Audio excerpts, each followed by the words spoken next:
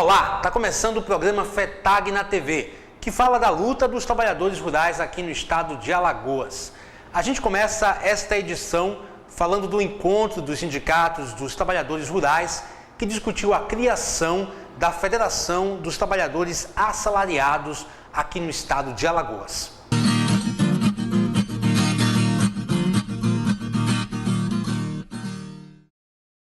Na quinta-feira, dia 11, aconteceu na sede social da FETAG Alagoas uma reunião com representantes de sindicatos de trabalhadores rurais assalariados, que debateu sobre a criação da Federação dos Trabalhadores Assalariados no estado de Alagoas, com a presença do secretário de Assalariados Rurais da CONTAG, Elias D'Angelo, e do presidente da recém-criada Confederação Nacional dos Trabalhadores Assalariados Rurais, CONTAR, Antônio Lucas.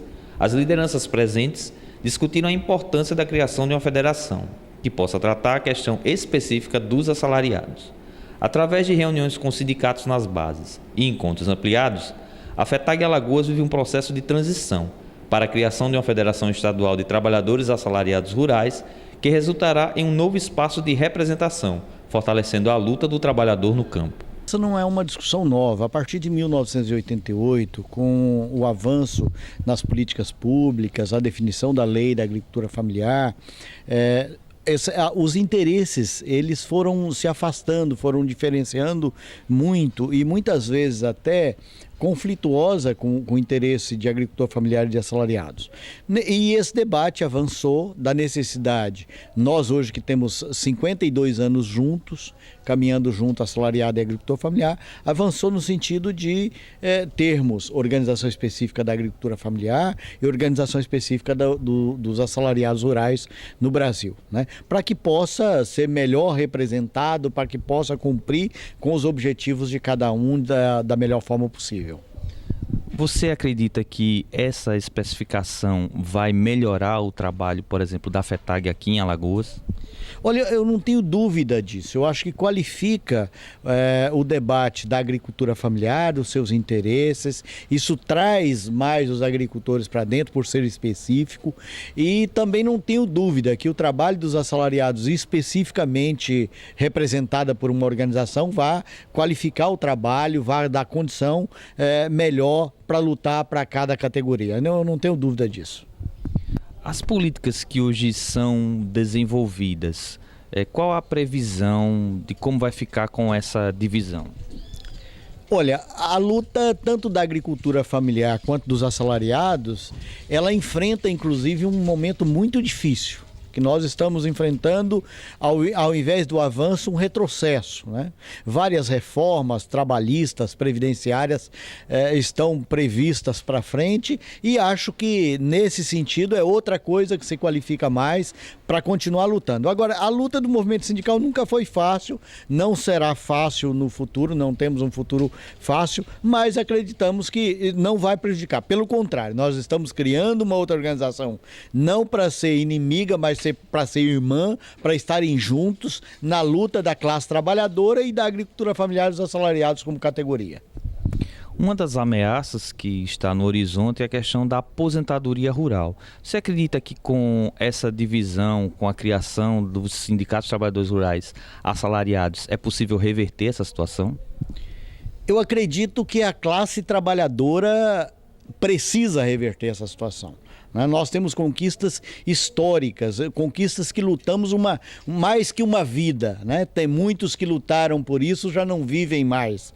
Então nós conquistamos a duras penas. E então acho que a necessidade... A organização separada não prejudica e precisamos estar juntos, a Federação dos Assalariados, a Federação da Agricultura Familiar, a Confederação de Assalariados, a Confederação da Agricultura Familiar, precisa estar junto nessa luta muito organizada para esse processo de luta, né? Assim como organizado e unido com outras categorias rurais e urbanas. Além desse momento de esclarecimento que vocês estão participando aqui, a CONTAG, apoiando a FETAG, como a CONTAG espera dar continuidade a esse apoio para a criação desses sindicatos de trabalhadores rurais assalariados? Olha, eu entendo que ela já nasce forte. Nós já temos, nos estados, nós já temos a criação da Confederação Nacional, vários estados já criaram. A gente vai continuar nesse debate, dar todo o apoio necessário para que isso ocorra, para que haja uma boa representação.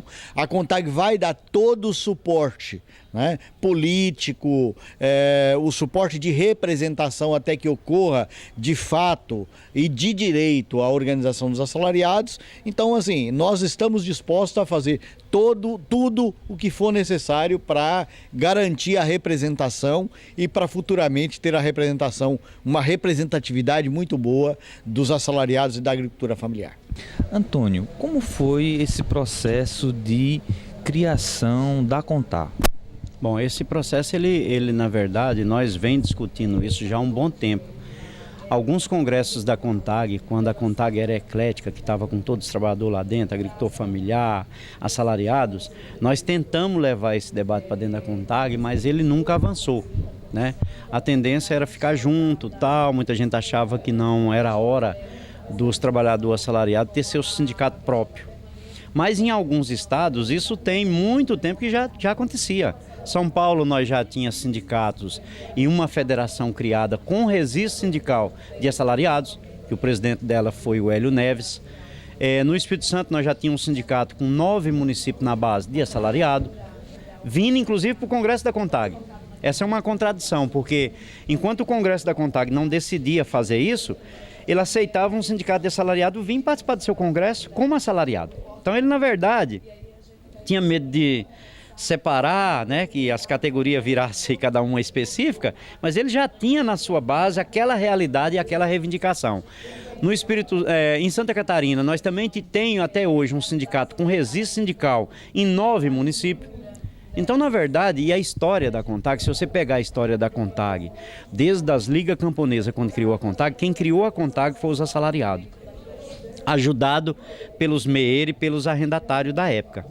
Eles eram uma espécie de trabalhador que trabalhava na roça uma parte do ano produzindo para comer e outra parte eles trabalhavam cortando cana no Pernambuco. Então era um misto entre assalariado e agricultores familiar. Então isso tem uma história, não foi um negócio que nós inventamos agora. A própria história da CONTAG, ela veio construindo a base, as condições para hoje nós chegarmos onde nós chegamos. E aí o ano passado, no mês de outubro, nós resolvemos, com 5 federações no Brasil, criar a CONTAG. Essas 5 federações é a Federação do Estado de Goiás, que já está criada com registro, Federação do Rio de Janeiro, também criada com registro de assalariado, a Federação de Mato Grosso do Sul, a Federação de Pernambuco e a do Pará. Essas 5 federações se reuniram e elas podem, a lei permite, criar uma confederação. Antônio, você acredita que com a criação da confederação, a especificidade do trabalho, o trabalhador rural como um todo, ele vai ter ganho? Eu acredito que sim, porque, veja bem, a contribuição sindical, que é a mensalidade e a contribuição sindical hoje é o que sustenta nós, financeiramente falando. Ora, as direções dos sindicatos, a maioria são agricultor familiar. Existe uma contradição muito grande do cara ser agricultor familiar e lidar com a área de assalariado, porque é conflituoso. O próprio agricultor familiar ele pode contratar. Ele pode, numa colheita, contratar um desses assalariados para ajudar ele. E quando ele contrata numa condição de empregador. Então, há um conflito. Agora, na entidade específica, você vai poder afastar essa questão, trabalhar o específico, trabalhar a política direcionada para o assalariado. E outra coisa aqui, os congressos da CONTAG, a grande maioria absoluta dos delegados e delegadas era agricultor familiar. Os assalariados eram minoria. Então, como é que os assalariados iam avançar nas políticas num congresso onde eles iam para lá e são minoria? Nunca. Hoje, nós vamos ter um congresso específico de assalariado. O próximo congresso da CONTAG, ele é um congresso específico dos assalariados. Eles vão ter uma pauta específica deles, com maioria absoluta no plenário, assalariado e assalariadas rurais. Então, acho que isso já é uma grande vantagem, é um grande ganho, onde você pode, uma categoria, ela mesmo ser dona de si, ela mesmo decidir sobre suas políticas. Hoje não é assim, hoje a realidade não é essa, é o agricultor familiar decidindo para o empregado, para o assalariado. Então, acho que isso já é um ganho importante na vida dos trabalhadores. Antônio, como a Contar ela espera apoiar também os sindicatos pequenos dos trabalhadores rurais nos municípios nesse período de transição? Nós temos uma orientação, é claro que os sindicatos hoje que quiser mudar a sua base para assalariado, nós vamos estar apoiando, vamos estar ajudando a criar, mas isso vai ter uma dificuldade. Essa mudança ela não é uma mudança que se dá com muita rapidez. O que nós estamos orientando? Em vez de você criar hoje um sindicato pequeno, é melhor você reunir 2, 3 sindicatos num só, criar uma base mais sólida. Há exemplo de 2 categorias no Brasil que a gente conhece muito. Bancários, que são sindicatos, inclusive nacionais, sindicatos grandes, regionais, e professores. Você pega aqui em Maceió, provavelmente tem um sindicato dos professores, mas ele vale para o Estado. Ele é um sindicato estadual. Então se ele fizer uma greve aqui, os outros municípios tudo estão ligado àquela decisão que o sindicato tomou. No nosso caso, não. Às vezes um sindicato está fazendo um movimento em prol dos trabalhadores, o outro do lado está olhando, dizendo, não, isso não chegou aqui para mim ainda. A nossa ideia é cada vez mais ter sindicatos maiores, com municípios 2, 3, 4, até 10, o que puder. Sindicatos, inclusive, regionais. Federações regionais. Nós já estamos pensando, inclusive, em vez de ter uma federação por estado, a gente poder ter uma federação em 2 estados de assalariado. Então nós queremos cada dia mais juntar os trabalhadores dentro da sua organização com mais volume, com mais gente participando.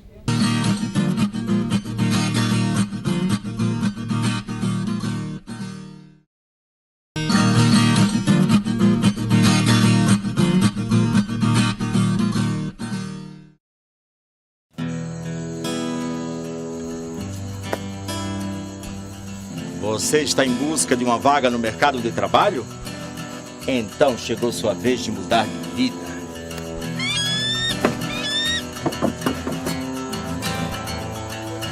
Na nossa empresa você terá a oportunidade de fazer viagens com todo o conforto.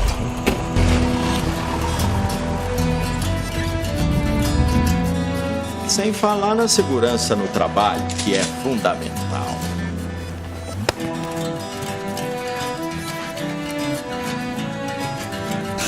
Pode ficar tranquilo. Nós tomamos conta da papelada. E o melhor, você receberá o justo por cada minuto trabalhado. Vamos acabar com o trabalho escravo no Brasil. Disque 100. A cada 2 minutos, 5 mulheres são agredidas no Brasil. E de cada 100 mulheres assassinadas, 70 foram mortas por seus companheiros ou ex-companheiros. Mamãe! Violência contra a mulher é crime. Denuncie. O Ministério Público quer ajudar você. Ligue 180. Procure a promotoria de justiça mais próxima.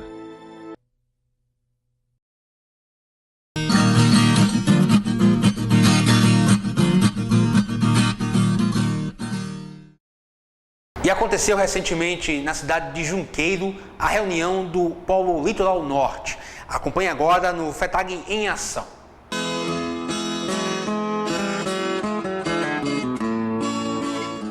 Claudivânia, quais as principais pautas que foram conversadas nessa reunião? Ontem, na reunião do Polo, toda segunda, terça-feira de cada mês, nós se reúne, né? São 13 sindicatos do nosso Polo. Ontem compareceram 8 sindicatos, foi em Junqueiro, nossa reunião. E a pauta da nossa reunião foi em relação aos assalariados, aposentadoria, né? Nesse reboliço que está aí a Previdência Social, perca de direito dos nossos trabalhadores e também falamos sobre a agricultura familiar e o espaço para a juventude e mulheres. Qual a importância de realizar essas reuniões nos polos? Essa reunião a gente realiza todos os meses para que o nosso sindicato, nossos representantes da agricultura familiar, possa estar por dentro de todos os assuntos que estão acontecendo perante o nosso estado. Uma das mudanças na aposentadoria rural foi a questão da idade. Há uma preocupação dos sindicatos em relação a isso? Os trabalhadores vão sofrer porque hoje o homem com 60 anos, a mulher com 55, já está difícil, você imagine com 65 anos para homem e para mulher. Então é uma revolta, né? E é uma luta para que isso não aconteça. Nós sindicatos estamos lutando para que isso não possa ter essa mudança. Um outro ponto conversado foi a questão dos assalariados. O que foi debatido nessa reunião sobre esse tema? A situação dos assalariados é que o Polo Litoral Sul, ele é misto. Ele tem 50% assalariado e 50% agricultura familiar. Então, a nossa preocupação agora é essa dissociação, essa organização que vem acontecendo dentro dos nossos sindicatos. Então, o Polo Sul ontem, a conversa da gente foi em relação a quem vai representar quem pode representar assalariado, quem pode representar agricultura familiar. Então, foi essa a nossa conversa ontem na reunião. Ficou acertado como é que vai ser essa representação? Amanhã, né, nós vamos ter um seminário aqui na FETAG. A gente vamos ter quem vai representar os assalariados vai vir para aqui amanhã para que a gente possa fazer, que tem município que não vai ter condições de se manter como assalariado, nós fazer um sindicato regional. No exemplo, Junqueiro, Teotônio Vilela, que é uma única usina, a gente poder se juntar e formar um sindicato. Então não ficou nada certo, porque amanhã a gente ainda vamos ter o seminário aqui na FETAG. Ontem nós tivemos no município de Junqueiro, na sede do Sindicato dos Trabalhadores Rurais, onde estamos reunidos com os 13 municípios que fazem o Litoral Sul alagoano. Então, nós somos divididos em 9 polos sindicais e ontem nós tivemos reunidos, eu e a companheira Hilda, secretária de Políticas Agrícola da FETAG Alagoas, no polo Litoral Sul, na cidade de Junqueiro, onde tratamos de diversos assuntos de interesse da classe trabalhadora rural daquele município. Robério, uma das pautas é a questão dos assalariados, a campanha dos assalariados. Qual a posição da FETAG sobre isso? Em relação aos assalariados, nós estamos passando por um momento de inovação do que se diz respeito à questão do assalariado, com tantas intervenções do grande capital ocupando os postos de trabalho para os assalariados. E em Alagoas nós estamos passando por um processo de reorganização da classe trabalhadora assalariada, que é na especificação dos seus sindicatos de trabalhadores assalariados. Então ontem nós levamos a mensagem aos sindicatos que adotaram a especificidade da agricultura assalarial e amanhã, dia 11, estamos fazendo um encontro aqui em Maceió, onde estamos discutindo com todos os sindicatos que trabalharão somente a questão do assalariamento rural para estarmos trabalhando novas expectativas para o desenvolvimento do campo assalariado de Alagoas. Robério, essa divisão ela pode trazer algum prejuízo para os trabalhadores ou para o Sindicato de Trabalhadores Rurais? Olha, nós estamos analisando friamente isso porque para nós não é uma divisão, está sendo está se especificando a nomenclatura, mas a organização FETAG irá se manter junta porque nós entendemos que só juntos podemos ser fortes para combater os nossos adversários. Os adversários estão do outro lado, não somos nós e nós precisamos, mais que nunca, estarmos juntos e unidos para cada dia mais fortalecer o assalariado rural e fortalecer a agricultura familiar.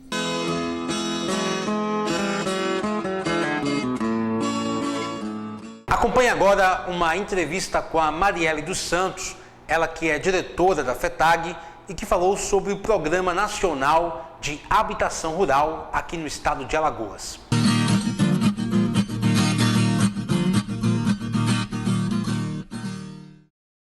Vamos conversar com Marielle dos Santos, que é diretora da FETAG Alagoas, sobre o Programa Nacional de Habitação Rural, que é ligado também ao programa Minha Casa Minha Vida.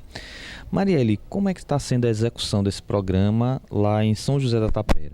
Bom, nós iniciamos, né, a primeira parte do projeto, estamos agora finalizando 100%, né, e começando agora a partir de segunda-feira da semana que vem uma segunda etapa do projeto, que é da parcela que é liberado, né, pela Caixa. Então a gente está começando agora a já a contratação de mão de obra e também de material, a compra, né, para a gente começar mais outras casas do projeto. Esse projeto ele é executado no meio urbano ou no meio rural? O projeto Minha Casa Minha Vida, no caso que nós estamos fazendo do PNHR, ele é específico para a zona rural, né, para o agricultor familiar que mora no campo e que também tem toda a documentação que corresponde, né, às pessoas da agricultura familiar. Além da construção da casa, da residência em si, esse projeto ele beneficia outro tipo de obra? O projeto Minha Casa Minha Vida Rural, ele está especificamente para a construção da casa, né? E além da casa, ele também inclui a construção de cisternas, né? Que a gente viu que uma grande necessidade dos agricultores familiares era no tempo, né, da escassez de água, onde às vezes eles ficavam tomando água que não era de qualidade. Então o projeto também ele inclui a construção, né, de cisternas, de placas, para que eles possam colher a água da chuva, né, captar a água da chuva e ficar, né, nesse período de escassez de água, poder ter água de qualidade para o dia a dia, né, da sua casa. Essas cisternas elas podem ajudar também na produção da agricultura familiar? A cisterna é de primeira água, né, para captar água exatamente para o consumo do dia a dia, mas ela não é para a questão da produção, né? E a gente busca parcerias depois do projeto para que possa, além de introduzir essa primeira cisterna, que é de captação de água para consumo, né, também tem a segunda que a gente tenta com parceiros, ver se a gente consegue um projeto para produção, né, que é uma cisterna de maior, né, para produção. Que tipo de impacto você percebe com esse projeto lá no município de São José da Tapera? Além do impacto social, também tem o impacto financeiro, né? Porque todo o material que a gente compra das casas é comprado nas lojas de construções, claro que tem a CNPJ, tudo direitinho, né? A gente compra todo esse material, então é um recurso que fica dentro da cidade. E o recurso social, né, que muda totalmente a vida das pessoas. Imagina, né, por exemplo, São José da Tapera hoje a gente tem uma senhora, né, Dona Maria Camilo, que a casa dela é uma situação que realmente é crítica, que até eu mesmo, morando na São José da Tapera, não achei que tivesse uma realidade como essa, né, e a gente vê o brilho no olhar delas, né, da pessoa que recebe uma casa, a pessoa, depois dos seus 60 e poucos anos, receber a sua primeira casa de alvenaria, né, e uma casa muito boa, né, que tem todas as qualidades que dá para uma pessoa viver, né? E além disso, o projeto social, né, que entra nessa parte, que é de como cuidar da sua nova casa, de como você cuidar da necessidade de saúde, né? Porque não é só entregar a casa. Além da casa, tem toda a parte social que cuida da vida da pessoa, que ela vai ficar naquela casa e vai ficar bem, né? Vai ficar com a questão do recurso. Por exemplo, o projeto social pode ir para a parte financeira, pode ir para a parte de construção, por exemplo, de hortas, de outras culturas, né, para também, além de ter a casa, ela poder construir uma renda, né, futuramente. Quantas famílias estão envolvidas com esse projeto lá em São José da Tapera? De início, nós fizemos 400 e poucos cadastros, né? Eu acho que 450. A gente chegou a concluir os cadastros, só que a gente tem que começar um grupo de no mínimo, né? Ter a quantidade mínima e o máximo que é 50. Nós começamos um grupo de 50, né? Fizemos uma seleção das 400, pegamos aquelas mais necessitadas, as que mais precisavam do município, então a gente fez uma seleção de 50 e no meio do caminho, né, acabou que desistiu algumas pessoas por falta de documentação, até por falta de não acreditar, né, no projeto. Nós estamos construindo 35 casas em São José da Tapera, né, fizemos a primeira parte que a gente concluiu, já estamos chegando aos 100% das 6 primeiras casas e agora vamos começar a construir, né, mais 5 casas, que a partir de segunda-feira a gente já está, né, começando a construção dessas novas casas. Marielle, qual o papel da FETAG dentro desse projeto? O STR entra com o aporte local e a FETAG? Bom, a FETAG, na verdade, é a ponte principal do projeto, né? Porque é a FETAG que organiza a documentação quando vem do sindicato, né? O sindicato mobiliza as pessoas, ele enxerga quem é a pessoa no município que realmente precisa e tem necessidade de ter uma habitação, né? E faz a parte da documentação e envia para a FETAG. Depois desse processo, todo o processo é com a federação, né? No caso, a Secretaria de Agrícola, quem responde por essa parte, né? Mobiliza, contrata o técnico para ir ver como é que está o local, contrata a questão de arquiteto, engenheiro, e fica um diretor da FETAG que vai fazer a parte financeira, né? Que vai ficar responsável de administrar todo o recurso e também tá vendo quais são as lojas que correspondem, por exemplo, a questão de nota fiscal, né, de recibo, tudo isso. A FETAG é quem fica responsável. E o sindicato cabe mais a questão de mobilizar, de organizar e ter uma pessoa lá à disposição, né, digamos que 24 horas por dia para estar, né, levando material para os pedreiros, vendo algumas coisas que às vezes faltam no meio do caminho. Tudo isso, né, cabe um pouco também ao sindicato fazer. Marielle, há uma política nacional do governo interino Michel Temer de diminuição de políticas sociais. Você acredita que o Programa Nacional de Habitação Rural pode sofrer perdas com essa política? Na última reunião que a gente teve na CONTAG, a gente viu da dificuldade hoje que vai ter do movimento, né, eu digo dos movimentos sociais, de estar acessando essa política. Então, para nós, é uma perda que não tem tamanho. Né? A gente já vê aí, além da diminuição, agora, né, que a gente não vai estar mais podendo ter construindo da forma que a gente construía, né? Porque a gente sabe da dificuldade que tem com esse atual governo, né, de aceitar os movimentos sociais a estar na luta e pautando, porque a gente vê que as pessoas que foram atingidas pelos projetos foram as pessoas que realmente, né, tinham necessidade e que não aquela que tinha o voto, né, apenas para dar, mas aquela pessoa que tinha a necessidade de fato.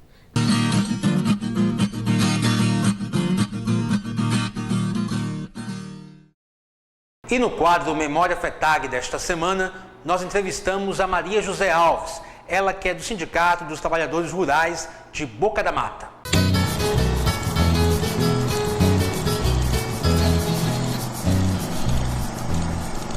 O sindicato, ele fazia fiscalização das usinas, do como o trabalhador desenvolvia o seu trabalho? Sim, a gente fazia, ainda hoje faz muita fiscalização. A gente olha tudo, banheiro químico, a gente olha se tem banheiro químico que antigamente não tinha. E agora, uns anos para cá, a gente temos banheiro químico. A gente olha tudo, a gente pergunta tudo. A gente olha até na hora que eles estão almoçando. Se for a hora que a gente chega, a gente olha até na hora que eles estão almoçando. Os trabalhadores, eles participam das reuniões, dos encontros que são desenvolvidos no sindicato? Participa. Quando a gente faz a assembleia, que a gente convida, os que podem ir, eles vão participar. Não 100%, porque é difícil 100%, mas os que podem ir, eles vão. Nessa história, nessa trajetória do sindicato, o que a senhora acha que foi mais importante para os trabalhadores? A luta pelo salário dos trabalhadores. Que eles têm um ganho a mais do que o urbano, no salário deles, quando negocia a convenção. Que ela começa todo ano a partir de 1º de novembro. Como era o pagamento do salário na época da delegacia e o que melhorou nesse período que passou a ser sindicato até os dias atuais? Eles eram na fazenda. Sai os pagadores da empresa num carro para a fazenda para fazer o pagamento do trabalhador. Cada fazenda ia aquele pagador fazer o pagamento. Mas aí aconteceu o assalto, aí mudou para a sede da usina. Aí a gente também lutou muito, aí depois passou, ele recebe no cartão. Eles agora têm o seu cartão, recebe no cartão. Vai lá no banco e saca, passa o cartão e saca o seu salário.